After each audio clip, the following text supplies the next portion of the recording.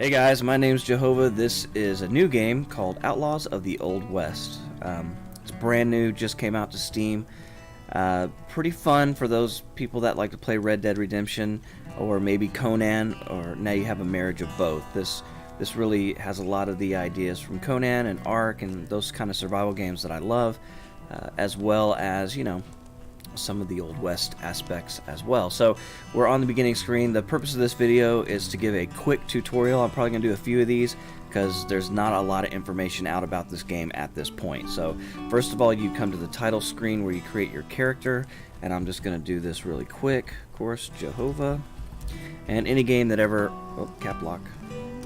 Any game that ever asks me to use a middle and or last name, I always just put in the Almighty,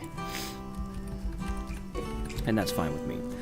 Your occupation at this point, I don't know what bearing this has in the game, if any. I doubt any at this point, but none, carpenter, or farmer. I don't know if that would give you different things. I haven't seen any evidence of that. Then you have your gender. Of course, you don't have to play as a stinky old dude. You could always switch over to a nice pretty lady with a bald head, if that's what you chose to do. But unlike Conan, I don't see any options to make her boobs bigger. That's kind of disappointing. Let's see. So I'm a dude. I'll go back to this guy. Eyes. I do eyes first because it zooms the guy in. And of course, there's a zoom in button right here. But look at these. Look at these eye combinations. It's pretty creepy. Some really weird ones.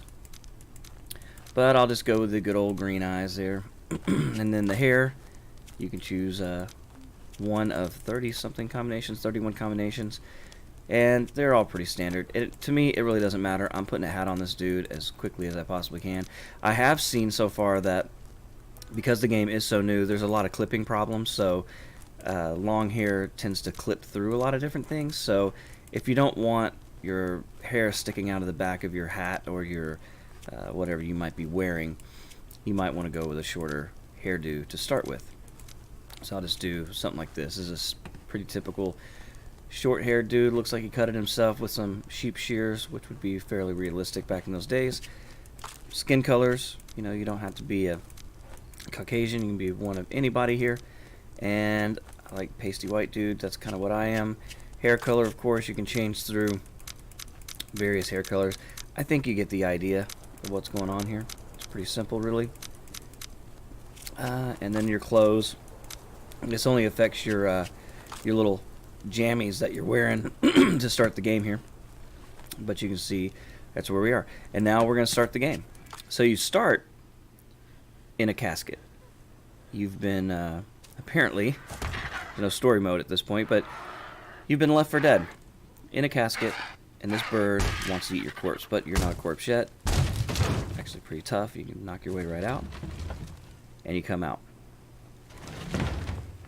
Now, one thing about this game that's pretty interesting is the spawn point locations. You always spawn in a random location. It's what it seems like. And this time I'm in a fairly dry area, which is pretty interesting. Alright, so this game is about control, so let's get right into it. First of all, first person versus third person. If I want to switch from first person, which I'm in now, to third person, I hit V as Victor, and that will switch me over from third person to first person. Now, if I want to have a camera to see the front of my body, I hit P as in Paul. Only when I'm in third person does this work. And, very important, if you're in third person and you have P activated and you go back to first person V, you're going to have trouble. I'm pushing to go forward and I'm running backwards. The keys are in reverse because of the position of the camera. So, to get out of this, I would have to hit V again to go to third person, P again to come out of that perspective view, and then V again to go back to first person, and now my controls are fixed. Now the WASD keys are my movement, like typical left click, I'm going to punch or do actions. The tab key will bring up your character inventory. Also, in some cases, the E key, but it's not working at this moment. So when I bring this up, I got a couple things. First, I got this help dialog here, and it tells me some of the basic things to do. And close that off. I have my character window here. I can't move these around or anything. But you can see these are all my slots for the different gear that I can wear. I also have my different abilities here, and these can be upgraded as I experience different things. And it has a day of survival. So right now I'm level 1, and this is my inventory over here. I have a crafting menu and an inventory menu right here. And I have a weight and an amount of money for whatever that's worth.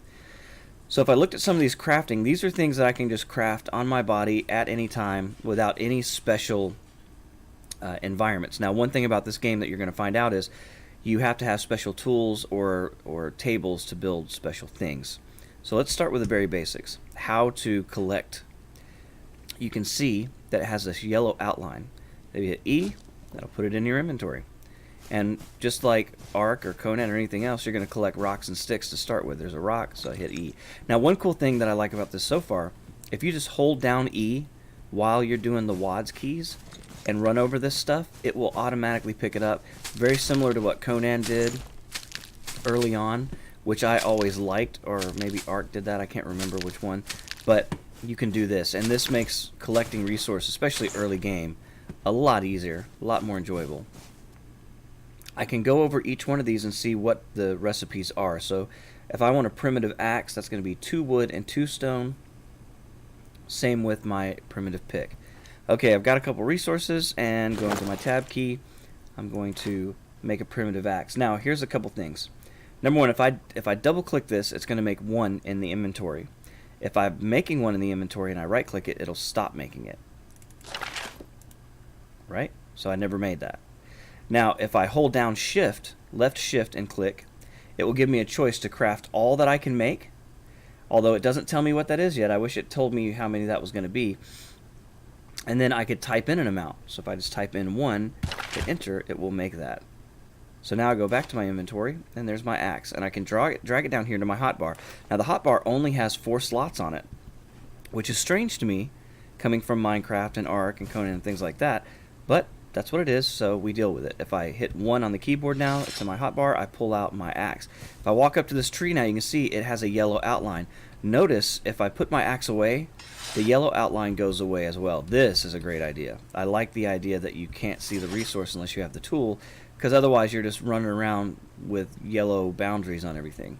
So if I just hold down left click, I'm going to chop this tree. Now when the yellow lines disappear, the resources are gone. You can keep whacking it. It's not going to help anything. Now at this point, these trees falling over do not hurt you. So let's go ahead and build that pickaxe. So crafting, pick. Alright, now that I have the pickaxe, there's a lot of rocks around here, okay? But these are not all going to be things that I can collect resources from. For this instance right here, this is for looks. If I walk up, there's no yellow line here, right? Even though it's colored and it looks like it should have some sulfur in it or something, nothing. These nodes here, this is where your actual resources are. And you can see I've got my pick in my hand, and this thing is all lit up. So I start whacking on it. I'm going to get sulfur, ore, and stone. Stone's what I'm really after at this point anyway. Okay, I'm in my crafting menu, and I look at my bow, and it says I need 5 rope and 5 wood. So here's rope, and that takes 5 plant fiber. If I go to my inventory, I can see that I have 54 plant fiber. So I need to make 5. So what I'm going to do is I'm going to hover over rope, hold shift, left click, and I'm going to put 5 in the amount and hit enter. That's going to make my 5 rope. Now once I get my 5 rope, this bow is going to show up where I can make it. See that? So I double click it. That's 1 bow. Now I see my arrows, and it takes 1 wood and 1 stone. Now this doesn't tell me how many I can make when I hit this shift, and that's disappointing. I wish it did, but if I go here, I've got 29 and 12, so I'm going to make 12 arrows is all I'm going to make. So left click and craft all, and it's making 12. Now another thing interesting just happened. I gained a level. You can see my experience is going up just by standing here and crafting these things. But right now I got 4 skill points by going up a level. And I use these like I would in any other game. I choose what I want to put those skill points toward, and I hit this little cost button. So right now I want to do accuracy. So I added 4 points to my accuracy. Now I have 4 extra points there. And I have a bow, so I bring up my inventory, put the bow in my hotbar, hit the 3, and I've got a bow. Now in order to shoot this, you have to aim by holding down right click and then left click to shoot. And it has, these weapons are one of the cool things I like. There is ballistic drop, so the arrow is going to drop, and there's range and distance and things like that to consider. Also, later in game, you can shoot from the back of the horse, which is fantastic. So I'm going to shoot this badger. It's going to be fairly aggressive. You can see the drop. Shot over its head. Bang. Oh, it ran away. So if I hold down shift, I can run after him. There he is, and I can run and shoot. Well, I say that. I didn't want to run and shoot. Bang! Killed him. So, looting animals. Very easy. So I walk up to him, I hit E, and you can see I got raw meat and a pelt. Another basic control, let's go to third person so you can see with this guy. I'll put that thing away. Spacebar is jump. Obviously, spacebar is jump. We also have crouch, which is left control. Crouching is nice. And if you are running and hit alternate, you'll do one of these little moves right here. Running and alternate, right? In any direction, it always goes forward. Nope, no, he went to the side. So if I'm running to the side and I hit alternate, whoop, goes to the side. Running to the side, hit alternate, whoop, goes to the other side. Can I do that and jump? Nope. Whoop. There you go. Okay. So we can do another video to identify different items, but they're fairly obvious. Like these are hemp plants. So again, I just hit E to grab those.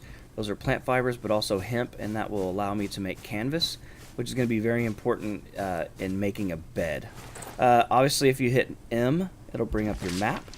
The map has coordinates on the bottom, but also if you zoom in, it has these little boxes, and it will tell you exactly where you are on the map, so you can kind of hang out with your friends, things like that. Alright guys, I hope you found that enjoyable, the basic control tutorial. We're going to come back and we're going to have more tutorials based on different gameplay aspects, but for now, that's all I have for today. If you liked the video, please hit that like button and subscribe. Also tell your friends, look, we have a dedicated server on this game called JoeHova-Gaming. We would love to have you on there.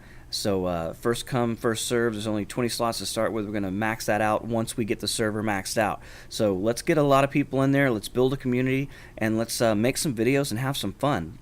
So I am JoeHova. I'll catch you next time. Goodbye.